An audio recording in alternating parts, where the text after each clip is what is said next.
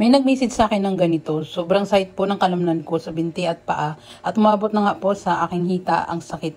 Ano po ba dapat kong gawin? Di niya dito nasabi kung sa harap or sa likod ng binti ang sumasakit. Kaya ang ginawa ko, unahin ko muna yung likod ng binti. Una, gamitin ang tab, diinan ang outer side ng binti 3 to 5 times. Din sunod, sa inner side naman ng binti, same pa rin 3 to 5 times. Tapos sa gitna naman tayo. Kung ito yung masakit niya, kaya didiinan ko ng maigi yung part na yan at damihan ko na rin yung paghagod.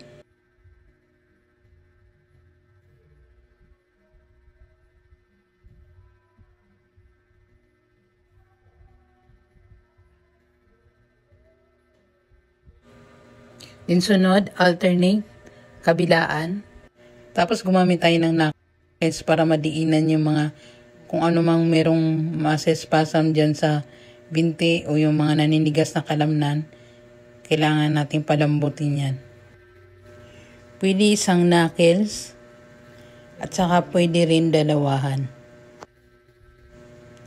Yan yung the best part guys, yung dalawahan.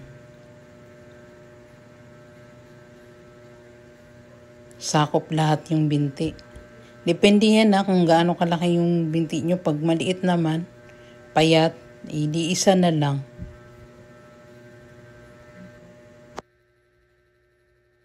Gumamit tayo ng isang finger lang na knuckles.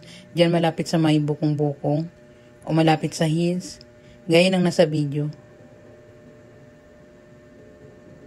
Tapos gamitin yung gilid ng kamay. Tapos sagurin pa itaas ulit. Parang gusto ko na tuloy magpamassage ngayon. Nainggit ako bigla sa minamasahe ko. Tapos ulit-ulitin lang uli ang paghagod guys. Alternate.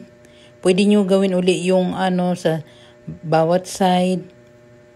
Tapos dito naman tayo sa may hita. Kasi sabi niya umakyat na daw hanggang hita. Kaya sa hita naman tayo ngayon. Ganun pa rin, hagurin, gamit yung tab, outer side, tapos habang diniinan ng tab doon, ang palad mo naman, dinidiinan din yung gitna, kung saan yung parte na nadadaanan niya. Sunod, inner side, balinabis po tayo kung saan yung tab po natin tapos gitna, tapos alternate. Palad naman yan ang pinapa-massage ko dyan. Buong palad na madiin. Sunod, babalikan natin yung pababa naman tayo. Kanina kung pataas tayo, ngayon pababa naman tayo. Ganun uli, inner, outer, tapos inner, outer. Pagpababa. Depende sa inyo guys kung saan yung start. Pero sa akin, ganyan lang yung style ng massage ko. Gayahin nyo na lang guys para mas madali.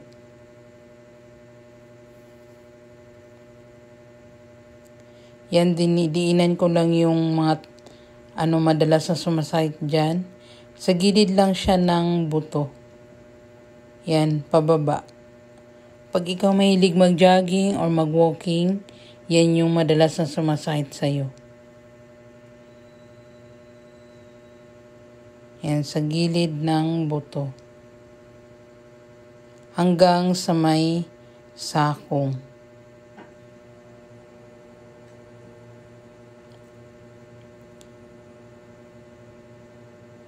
Yan, gamit ng knuckles ng finger. Diniinan ko lang yung part na yan kasi yan din yung madalas sumasakit sa aking model. Kasi yan, mahilig si mama mag-zumba, tapos jogging, kaya nga siya, di ba, minsan nadapa.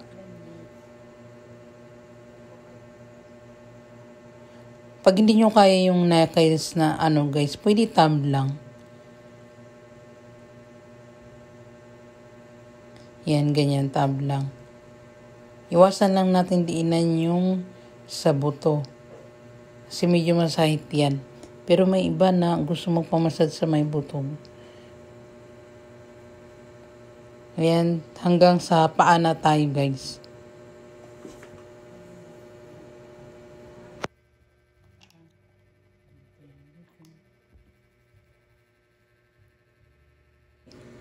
Tapos pababa tayo.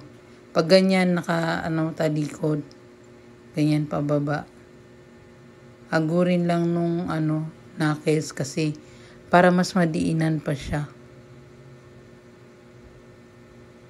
Pwede rin tab, diinan pag gusto nyo gumamit ng tab.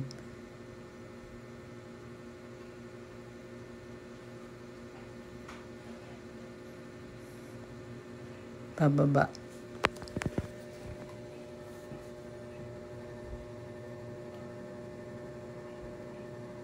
Gayahin nyo yung ginagawa ko guys dyan kung paano ko minasage yan si mama. Kasi parehos din sila nung natin yung cinder natin na masakit din yung binti. So ayan guys, tapos na tayo sa isang paa. Kung anong ginawa natin dyan, dapat ganun din sa kabila. Para pantay.